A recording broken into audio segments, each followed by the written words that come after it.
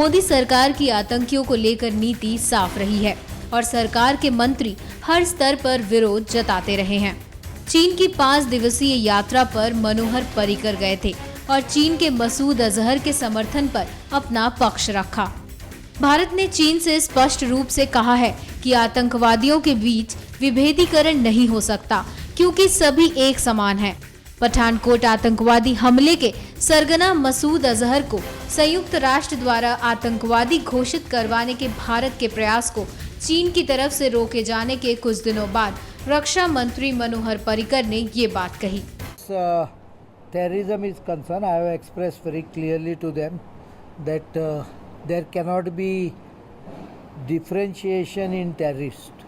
All terrorists are same and they should be dealt with the same principle, including the issue they had obstructed at United Nations. चीन की 5 दिवसीय यात्रा के बाद लौटे पर्रिकर ने कहा कि यात्रा के दौरान उन्होंने पाकिस्तान अधिकृत कश्मीर पीओके में चीनी सैनिकों की मौजूदगी पर चिंता जताई। दोनों देशों के डीजीएमओ के बीच हॉटलाइन बनाने पर पर्रिकर ने कहा कि ये बहुत जल्द हकीकत में तब्दील होगा।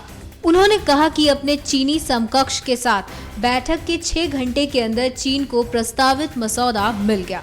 एक सबसे इम्पोर्टेंट चीज़ हम लोग जो एग्री कर लिए, both sides, there continuous interaction, exchanges, even some increased frequency of discussion, better, more talks on Navy to Navy basis, Air Force to Air Force basis, even Army to Army basis, and better communication should reduce the chances of any unwanted, undesirable thing.